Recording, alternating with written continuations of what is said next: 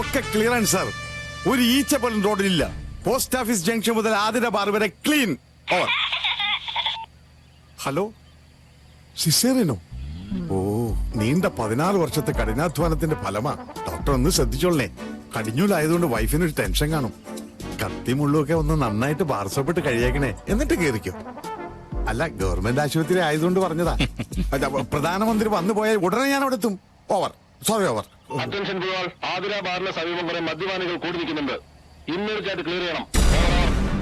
Sir, അത് വേറെ ഒന്നുമില്ല സാർ, സിസേറിയൻ കാണാൻ നിൽക്കുന്നതാ. അല്ല, സോറി, പ്രധാനമന്ത്രിയെ വരവേൽക്കാൻ നിൽക്കുന്ന പാർട്ടി പ്രവർത്തകരാ. കുറെ നേരമായിട്ട് വെയിൽ കൊള്ളുകയില്ലേ, ആവേശം കെട്ടുപോകാതിരിക്കാൻ വേണ്ടിയാണ് ബാറിന്റെ അടുത്ത് നിൽക്കുന്നത്. ഓവർ. വണ്ടി ശരിയാക്കടോ. ബ്ലഡ് വേണമെന്നാ? എന്റെ ദൈവം, പെട്ടെന്ന് ഇങ്ങനെ പറഞ്ഞ പോലീസുകാരൊക്കെ ഡ്യൂട്ടിയില്ല. ഇവിടെയാണെങ്കിൽ ലാത്തി ചാർജും ഇല്ല. അത് ഓ ഗ്രൂപ്പുകാരൻ തന്നെ തല്ലുകൊള്ളാൻ വരണ്ടേ? എന്തു പറ്റി സാർ? ആകെ ടെൻഷനാണ് കൂട്ടായി. ഒരു വശത്ത് നാടിന്റെ പ്രധാനമന്ത്രി, മറുവശത്ത് ഭാര്യയുടെ സിസേറിയൻ. തന്നോട് 100 വട്ടം പറഞ്ഞിട്ടില്ല എന്റെ മുമ്പിൽ വെച്ച് സാമാനം വലിച്ചു കയറ്റണമെന്ന്. Sorry sir. വലിച്ചു കയറ്റുന്ന താനും തുമ്പണം ഞാനുമാണ്. മേലിൽ എന്റെ കൺവെട്ടത്ത് കണ്ടുപോയത്. ഹലോ. ഓ, കട്ടായി. വിളിച്ചായിരുന്നോ സാർ? കട്ടായി, ഫോൺ കട്ടായി. കുട്ടായി എന്നല്ല, ഇപ്പോഴേ ഫിറ്റായി. ആരാ വണ്ടി കടത്തോട്ടെ?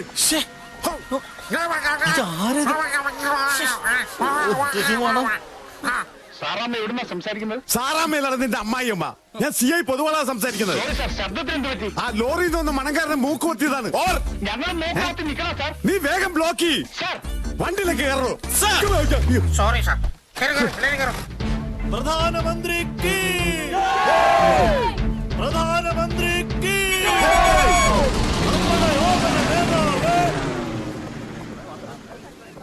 നമ്മുടെ ഓമന നേതാവേ, ധീരതയോടെ നയിച്ചോളൂ. കുറ്റിക്കാട്ട് അമ്മയാണ് സത്യം. ഞാൻ അവളോട് പറഞ്ഞെന്ന് പ്രസവിക്കണ്ടെന്ന്. അതിനേക്കാൾ വേദനയാണ് ഞാൻ അനുഭവിച്ചുകൊണ്ടിരിക്കുന്നത്. ആരാ നീ? ഞാൻ നിരപരാധിയാണ് സാർ.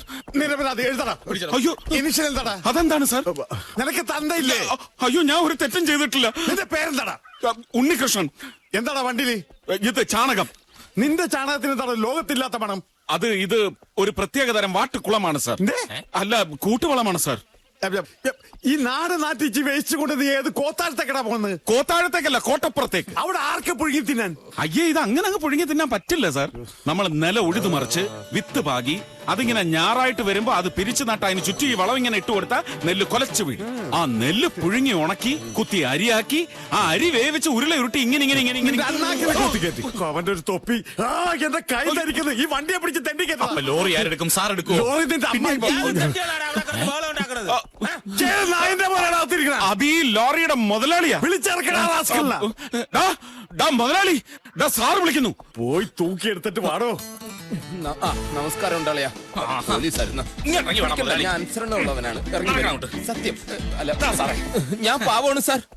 പാവമാണെന്ന് താനല്ലേ പറഞ്ഞു മുതലാളിയാണെന്ന്. അണ്ട് ഇവൻ പറഞ്ഞു ഇവൻ പാവമാണെന്ന്. ഇതിപ്പോ ആര് പറഞ്ഞ വിശ്വസിക്കും? തൽക്കാലം നമുക്ക് ഇവൻ പറയുന്നത് വിശ്വസിക്കാം. ഞാൻ സത്യസന്ധന. ആരോട് ചോദിച്ചിട്ടാ വണ്ടി വഴി കൊണ്ടുവന്ന്? ഞാൻ അങ്ങനെ ആരോടും ചോദിക്കാറില്ല സാർ. അല്ല, ഞാൻ വളവും കൊണ്ട് കോട്ടപ്പുറത്തേക്ക് പോവായിരുന്നു. അപ്പോഴാണ് ഞാൻ ഓർത്തത് എന്റെ ക്ലാസ്മേറ്റിന്റെ കല്യാണം ഇന്നാണെന്ന്. പാലക്കാട് ടൗൺ ഹാളിൽ വെച്ച് മുഹൂർത്തത്തിന് മുമ്പ് അവിടെ എത്താൻ വേണ്ടി ഷോർട്ട് കട്ട് പിടിച്ചതാ. എടാ, ഇന്ന് റോഡ് കാലിയായി കിടന്നപ്പോഴേ ഞാൻ പറഞ്ഞതല്ലേ പോലീസുകാരുടെ ഹർത്താലാണ്. നിനക്ക് സദ്യ ഉണ്ടാൻ വേണ്ടി. ഹർത്താലല്ലടാ കഴിവേറി. പിന്നെ പ്രധാനമന്ത്രി വരുന്നത് പ്രമാണിച്ച് റോഡ് ബ്ലോക്ക് ആക്കിയിരിക്കും. ഓഹോ, അപ്പൊ അതാണല്ലേ കാര്യം. എന്നാ നമുക്ക് വണ്ടി ഇവിടെ തന്നെ ഇട്ടേക്കാം. പ്രധാനമന്ത്രി കണ്ടിട്ട് പോവാ സാർ. കഴിവേറുടെ മോനെ, നീ പ്രധാനമന്ത്രി നാട്ടിച്ചേ പോവുള്ളൂ. സാർ, CI ചാണകം സ്പീക്കിംഗ്. അല്ല, ഇവിടെ ഒരു ചാണക വണ്ടി വഴിമുടക്കി നിൽക്കുകയാണ് സാർ. ചാണകത്തിന്റെ നാറ്റം ഓവറാണ് സാർ. ഓവർ. ഈ ചാണക വണ്ടി അങ്ങോട്ട് കെട്ടിയെടുക്കട്ടെ സാർ. ഓവർ.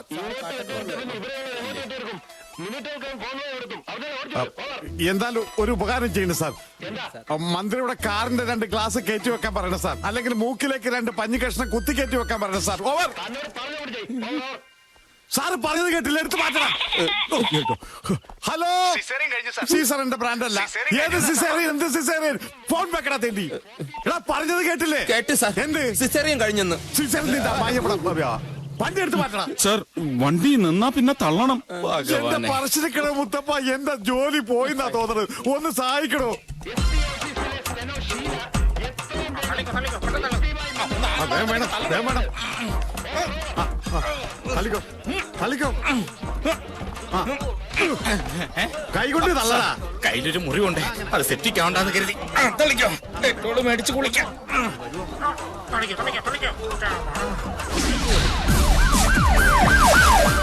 സാറിന് കോൺവോയ് പോയി.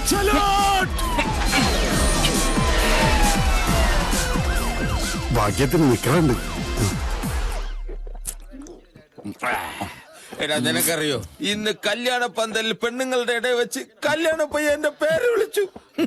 എന്ത് ഐശ്വര്യമുള്ള പേര്, ഉൽപ്പലാക്ഷ പുണ്ടരീകാക്ഷ മാർക്കണ്ടേയാന്ന്.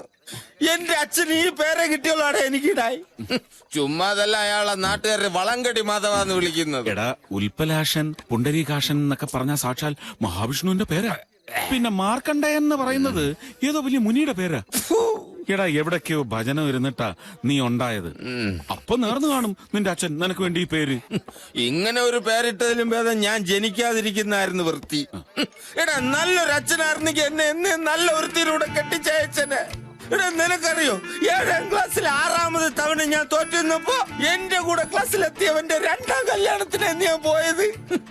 എനിക്കിങ്ങനെ വല്ല പറമ്പിൽ നിന്ന് സദ്യ കൊണ്ട് നടക്കാനുള്ള യോഗം പറഞ്ഞിട്ടുള്ളൂ. പത്രത്തില് പരസ്യം കണ്ട് അപേക്ഷിച്ചത് അത്ര അവൻ. അമേരിക്കയിലുള്ള നഴ്സിന് വരണ ആവശ്യമുണ്ട്, ദത്ത് നിൽക്കണം, കല്യാണം കഴിഞ്ഞ് അമേരിക്കയിലേക്ക് കൊണ്ടുപോകും എന്നൊക്കെയായിരുന്നു പരസ്യം. എടാ, പോകുന്ന വഴിക്ക് ആ റാവുത്തറുടെ ആക്രി കടയിൽ ഒന്ന് കയറണം. പുതിയത് നോക്കി ഒരു 4-5 കിലോ പഴയ പത്രം എനിക്ക് വാങ്ങണം. ഏതെങ്കിലും ഒരു പത്രത്തിൽ ഏതെങ്കിലും ഒരു പരസ്യം എനിക്ക് വേണ്ടി കാത്തിരിക്കുന്നില്ല എന്നറിയണ്ടു. എന്റെ വീട്ടിൽ പിന്നെ പത്രം വരുത്തുന്ന ഏർപ്പാടില്ലല്ലോ. ടി വി ആണെങ്കിൽ എങ്ങനെ ഇരിക്കുന്നെന്ന് പോലും കണ്ടിട്ടില്ല. മതി, വാ, ഷാപ്പ് പൂട്ടാറായി. 190. ചേട്ടന്റെ പേരെന്താ? ശിശുപാലൻ. കണ്ട, കൽക്കരിന്ന് കുഴിച്ചെടുത്ത പോലുണ്ട്. അവന്റെ പേരോ ശിശുപാലൻ. അവന്റെ തന്തയാടാ തന്ത. നീ, ഞാൻ കൈ കഴുകിയിട്ട് വണ്ടി എടുക്കാം, നീ കയറ്. എക്സ്ക്യൂസ് മീ, അനിയനിങ് വന്ന്. അനിയന്റെ പേരെന്താ? ആറുമുഖൻ. ഒറ്റ ഇടിയോ വെച്ചേരും. എടാ, ഒരു മുഖം തേച്ചോണ്ടോടാ എനക്ക് അറുമുഖം. പ്രിയപ്പെട്ട അണ്ണിക്കുട്ടിക്ക്, റാണിക്കുട്ടിക്ക്, ഇതാ ഞാൻ BA-ക്ക് പോവാത്തത്. വൈവാഹിക പങ്ക്തിയിലെ പരസ്യം കണ്ടു. കുട്ടിക്ക് ഒരു കാലില്ലാത്തത് എനിക്കൊരു പ്രശ്നമേ അല്ല. മറ്റേ കാലുണ്ടല്ലോ, സ്ത്രീധനം എത്ര കൂടിയാലും എനിക്കൊരു പരാതിയുമില്ല. മതി, ഇതിലവള് വീഴും. രാവിലെ തന്നെ കവിത എഴുതി തുടങ്ങിയോ? ഓ, പരിഹാസം മനസ്സിലായി. പുറനിറഞ്ഞു നിൽക്കുന്ന ഒരു മകന്റെ വീർപ്പുമുട്ടലുകൾ മനസ്സിലാക്കാത്ത തള്ള തന്നെ പരിഹസിക്കണം. നീ പൊരനിറഞ്ഞു നിൽക്കുന്ന ഞങ്ങളുടെ ആരുടെ കുറ്റം കൊണ്ടൊന്നും പിന്നെ എന്റെ കുഴപ്പം കണ്ടാ?